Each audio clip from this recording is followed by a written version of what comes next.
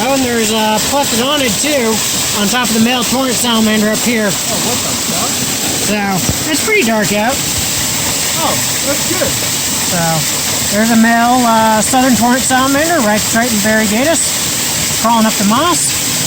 And then down here we have a juvenile Dunn salamander, also crawling up the moss. Very nice. Near this waterfall. Let me know if the light gets me out. Okay.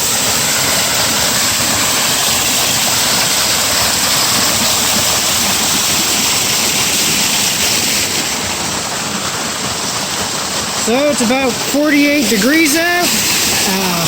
Just starting to get dark, so it's about 8:30, 8:45 p.m.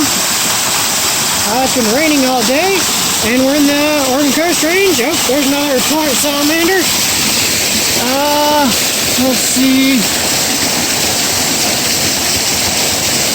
From what I can see, it's probably a female.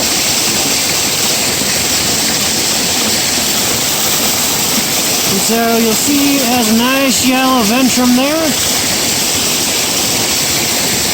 Yep, a female.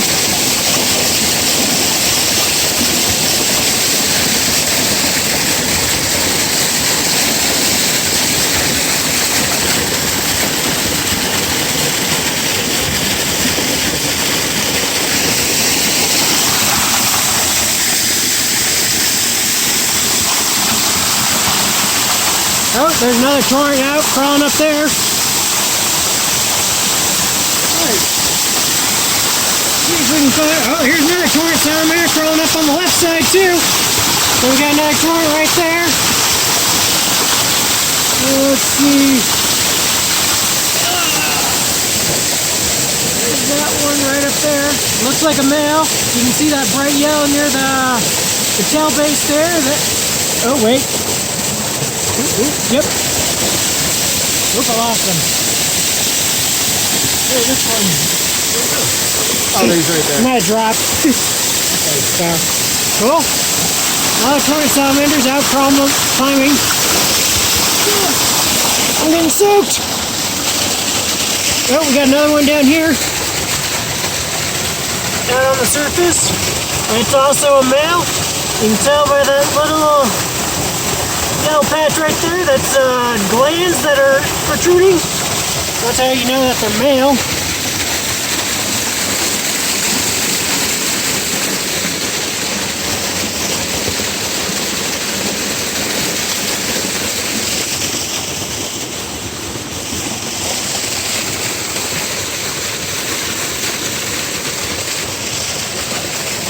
There's a lance-tooth snail shell.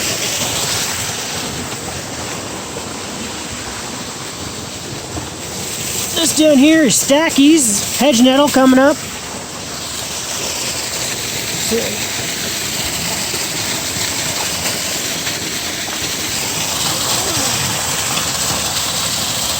Oh, I saw a yellow flash in there. Yep, there's another torrent salamander here. There's another torrent salamander. Don't want to hold them too long with the hands because they're very sensitive to temperatures.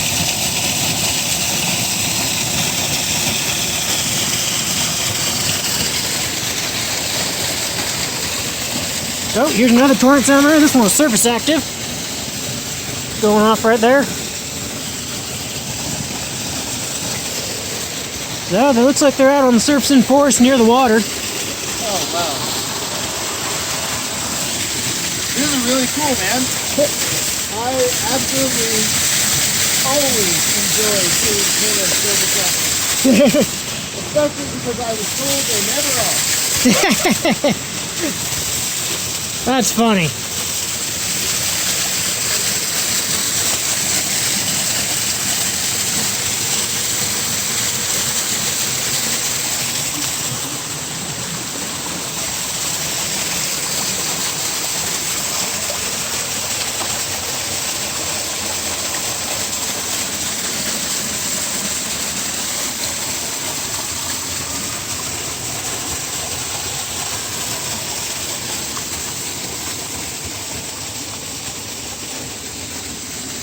Nope.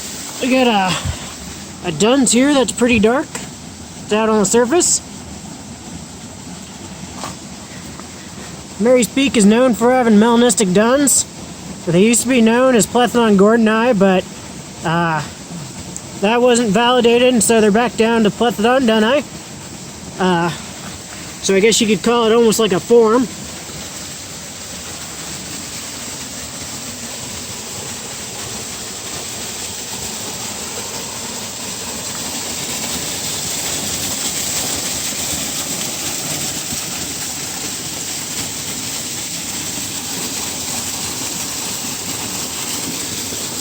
This right here is red alder. It's leafing out right now.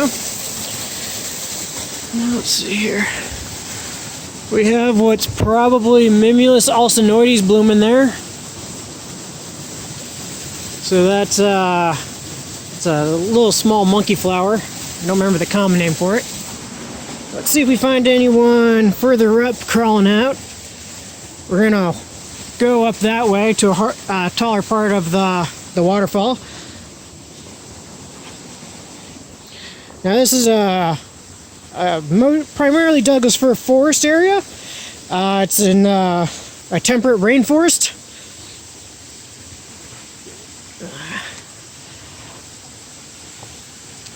What do we got here? That's a Ascaphus there. It's a type of crabid beetle. They're pretty common along the stream sides. Let's see here. Sometimes you'll get Dicamptodon along the sides here as well, which are giant salamanders. In this area, we have Dicamptodon tenebrosus, or the coastal giant salamander. In this area, we also get a lot of clouded salamanders surface active. And we also get tailed frog surface active. So clouded salamanders are Aneides ferreus, and coastal tailed frogs are Ascaphus truei. And then there's also some western red-backed salamanders, which are Plethodon vehiculum. There is the possibility that we may see a reptile or two. They won't unlikely be out, but sometimes we find them in cracks and stuff like that. I have seen northwestern garter snakes out during rainy, cold nights, which was a surprise. Oh, what do we got here? This is another melanistic Dunn salamander here. So, Plethodon dunni. It's a nice big adult there. We're pretty close to the waterfall still, but we'll find them all along this cliff face over here.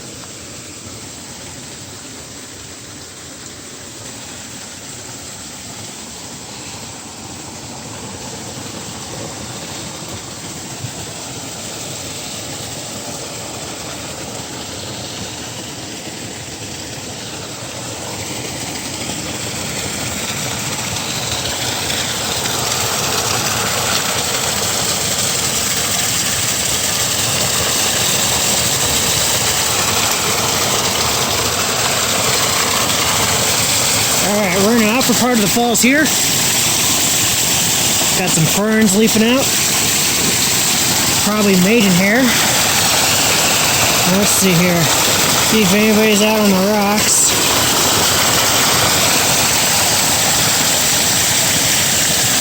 Let's see. Oh, there's one right there. That's another torrent salamander. Kind of about. There's another torrent salamander. Bloody hard to see. And they're on the nice mottled backgrounds. Oh, I missed that one right there. It's a male.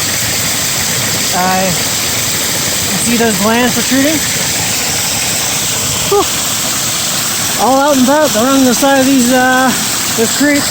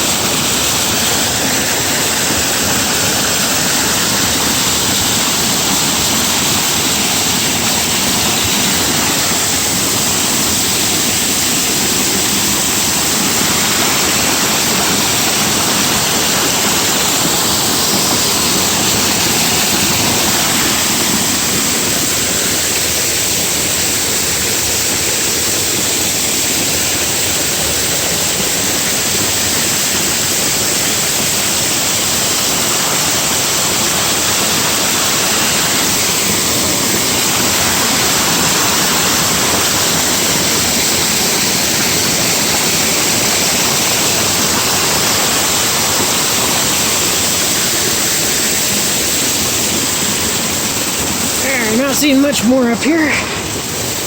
So I might start hitting the cliff wall. That's where we get a lot of the clouded salamanders usually. We got this right here is candy flower or spring beauty. I think it's Montia parviflora or something like that. It's about to bloom. Check where I step so I don't step on any little salamanders. Oh, look, there's another Dunn salamander right there. Another melanistic.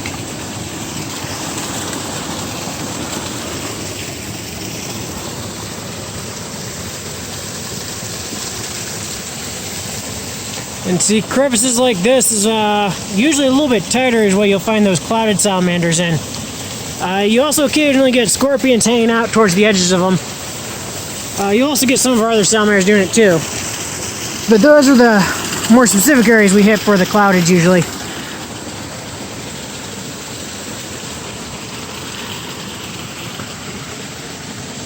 Let's see here.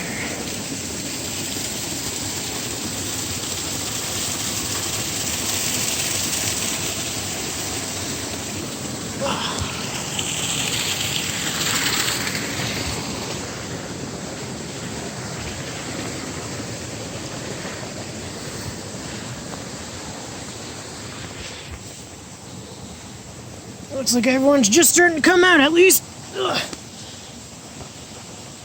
Oh my god. What'd you find? It appears to be a gordoni peeking out of a crevice. By the way, there's a pretty neat beetle over there. I'm not actually sure what it is, but I figured close up so maybe Riley and them can tell later. Let's see, it might be Scaphonotus. There's a lot of Scaphonotus out. Oh, that's not Scaphonotus. I'm not sure what it is. It's quite cute.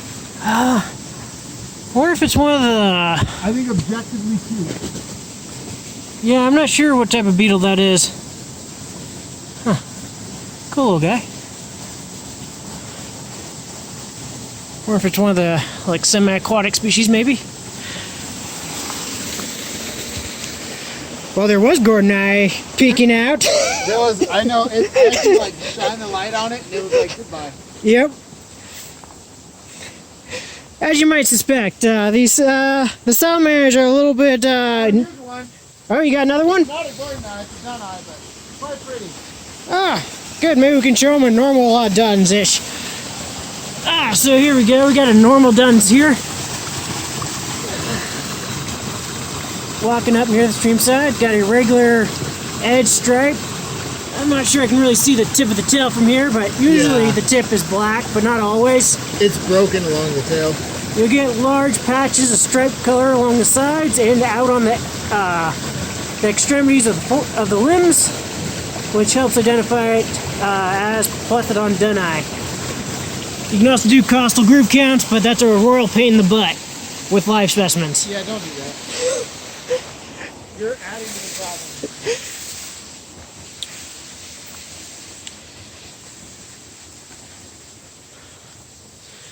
Alright, let's see what we got up here. There's some paper daisies there. Probably means someone take a shot right there. Alrighty. Yeah, occasionally we get a salamander or so up in here. Let's see if we can find any. Or a scorpion, maybe. Let's see. Still might be a little bit early for some of them, because it's still kind of light out.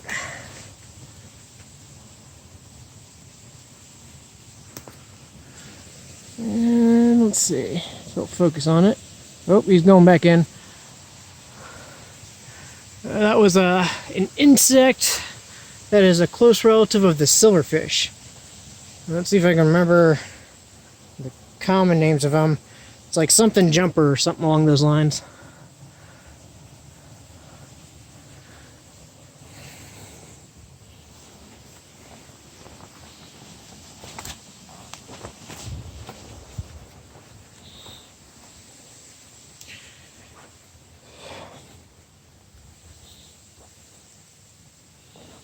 Got the non-native dead nettle blooming here.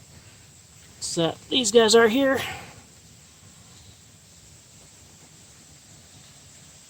Let's see if we can see any clouds up on these rocks. If it's wet enough for a long enough period of time and dark enough, they'll come out onto the rock surfaces sometimes. We got a little spider growing there. I don't see anybody there.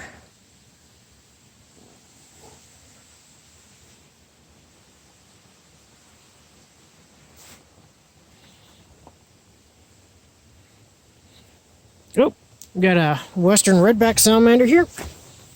This is Plethodon vehiculum. It's got a very even edge striped. There's not large blotches of stripe color on the sides, nor on the forelimbs. You can see it's got a little bit of black tinge on the tail, but this is still vehiculum here. Key thing to note is that although no characteristic that we usually use is 100% foolproof, so it's best to use a few characteristics if you can.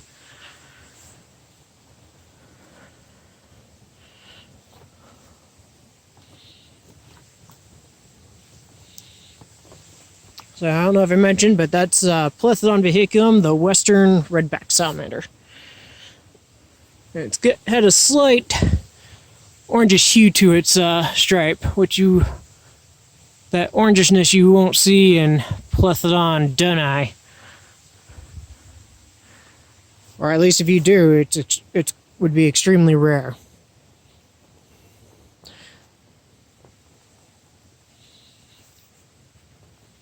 Oh, we got another. This is a Plethodon dunni, so a Dunn salamander right there. Got the uneven edge stripe and the black tip on the tail.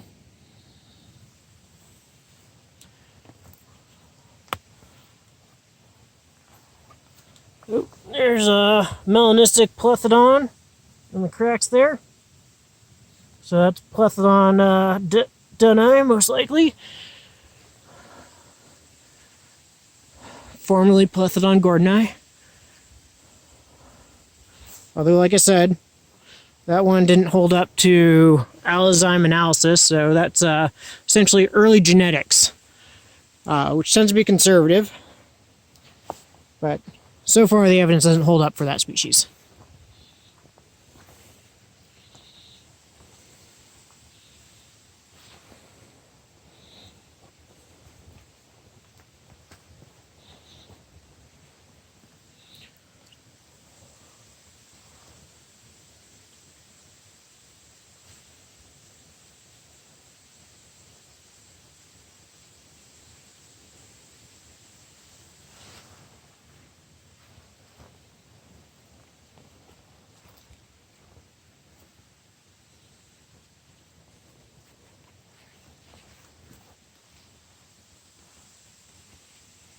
Oh, we got a little baby salamander up there.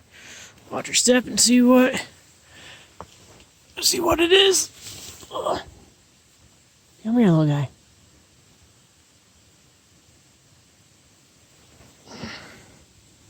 Let's see here. So that is a juvenile clouded salamander. He still got his bronze coloration. Let's see if he'll cooperate a little bit. So it's hard to tell on these guys because he's so small. They'll have square tipped toes. Their head's a little bit got more of an angular bit towards from the eyes down. And when they're young, like this guy, they'll have pretty much a bronze tail, and they'll still have some of the bronze iridophores, which are kind of shiny pigments going down the back. So that's Aneides ferreus there.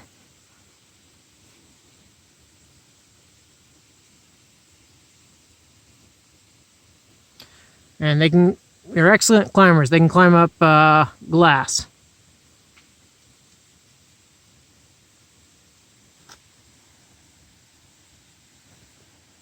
I'll let him go. Let's see if we can find maybe a bigger one.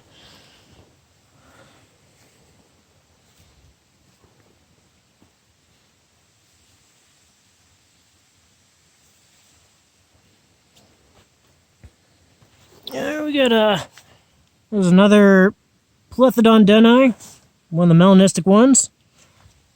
Just hanging out there at the edge, at the foot of this rocky cliff. Nope. Let's see here. Oh, we got another Plethodon vehiculum here, western red-backed salamander. And he's missing the tip of his tail. But he's got that even edge stripe there. It's got that orangish hue to it. There's no large blotches of that stripe color on the sides. And there's not really too much large stripe color on the extremities of the limbs. So by the extremities, I mean like the forelimbs. So in a human, you'd think from like your elbow to your hands.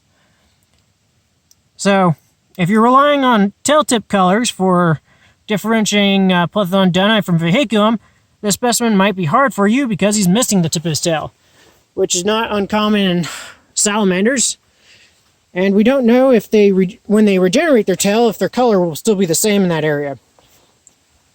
So that's another reason why it's good to have a few characters up your sleeve for identifying animals, especially if they're in areas that may get damaged.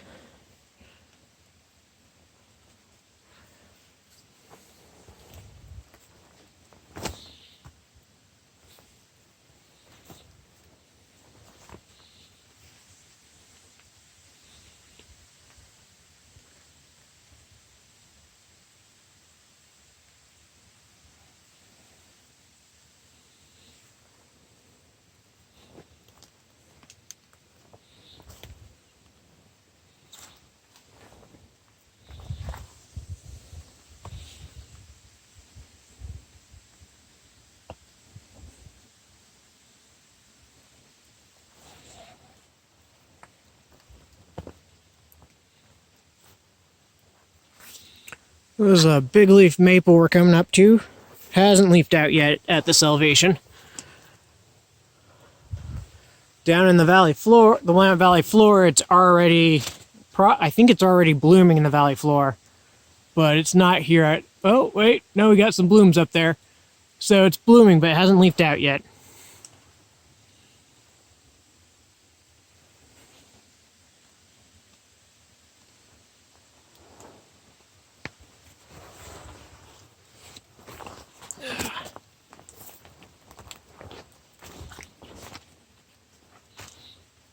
Oh. So there's another Plethodon dunni there.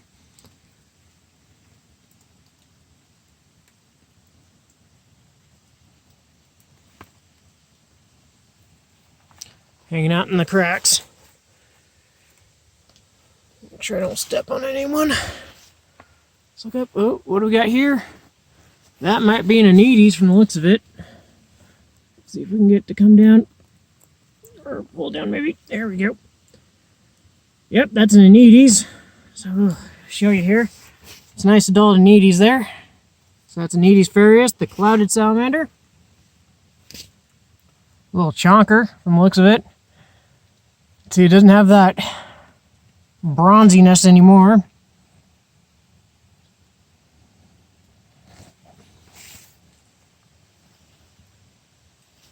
So let's put him up on a wall here. That way you can see him climb.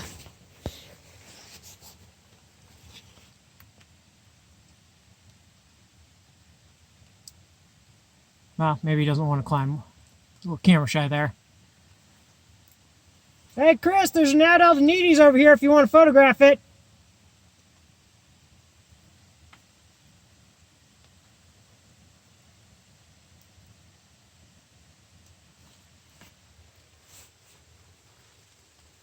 Alright, doesn't look like Chris is interested in photographing the Clouded Salamander. So, anyways, we'll leave him be. Disturbed him quite a bit already. Let's see here. This is usually where I start heading up. I get kind of a drop off in my effort per return with salamanders as I get past the maple tree. There's a, whoa, that's a weird ass beetle. Huh, interesting. Haven't seen one like that before. Kind of reminds me of some of those really oddball rove beetles.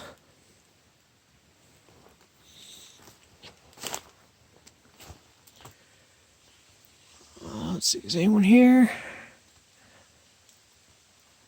I see one out and about there. Alright, let's start heading down. We're going to start walking the road a little bit. See if things have already gotten out onto the road yet or not.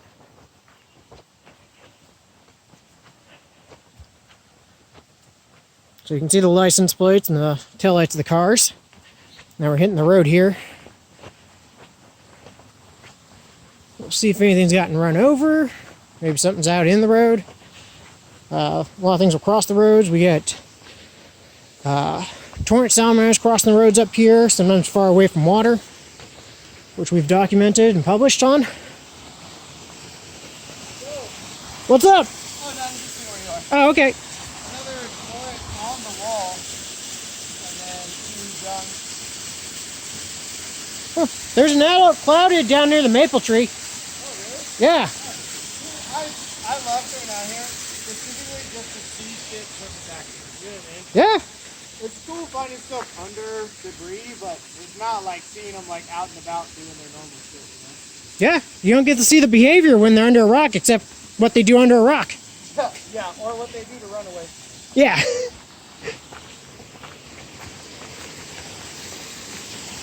We're going to check the road.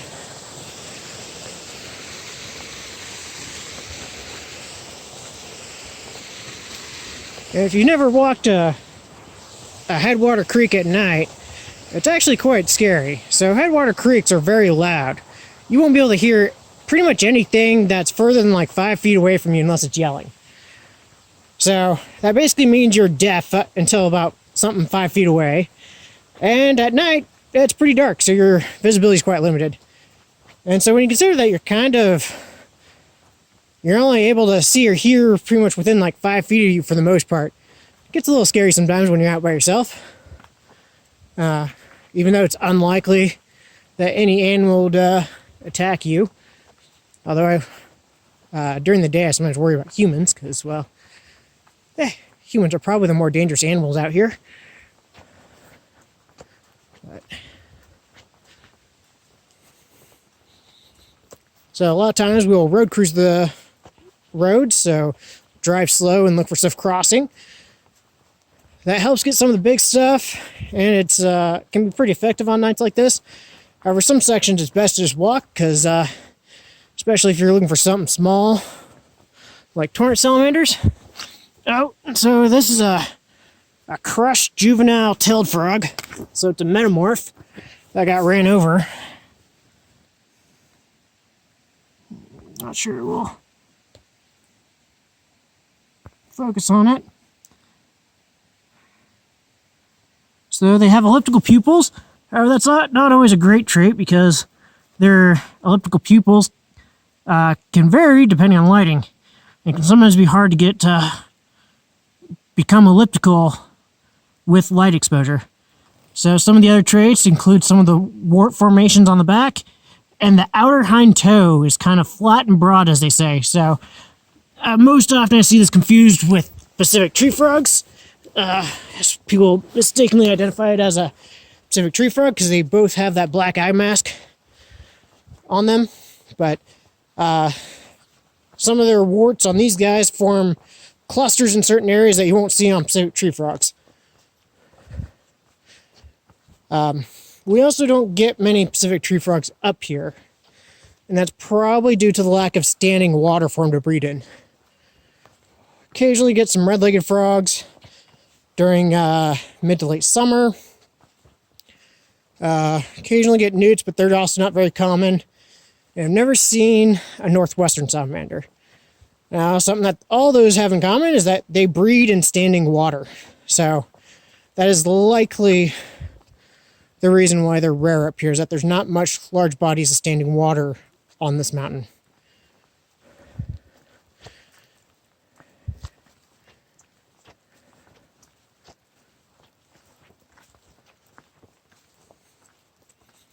Ooh, quite a landslide here.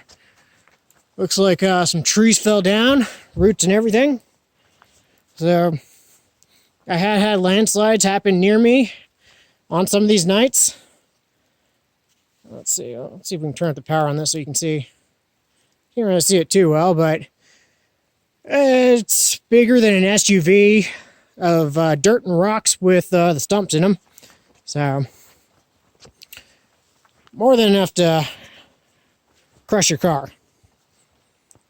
But anyways, I've been up here when there's been landslides not terribly far from me, about 30 yards, which is about 30 meters. And they're quite loud. And, yeah, kind of helps you keep in mind there's certain areas where you maybe shouldn't be too close to during rainy, windy nights.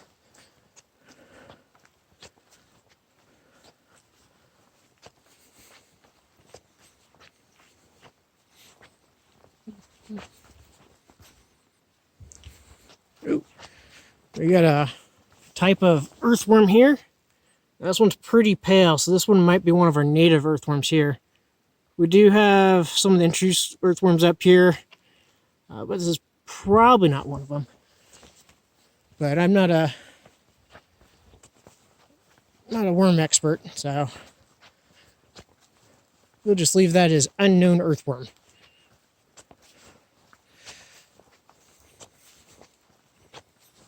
Got a lot of red alder catkins on the ground here. So that's the flowering parts of the red alder trees. Filberts and hazelnuts have those as well. And so they're wind pollinated. And that's why I'm mistaking a lot of things on the road for is possible salamander. No, it ends up being a catkin. So.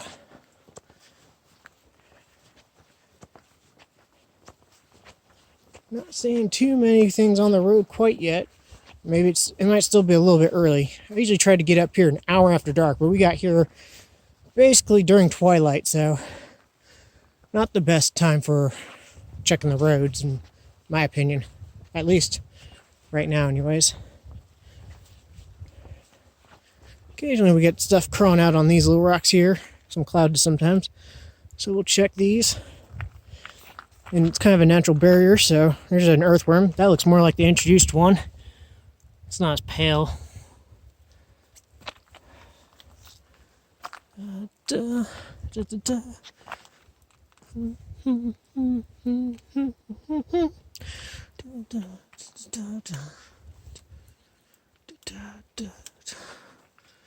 Plus this little rock barrier here is that's a barrier, so maybe if something was crossing here, it might stop at this and have to go along it instead of cross right over it.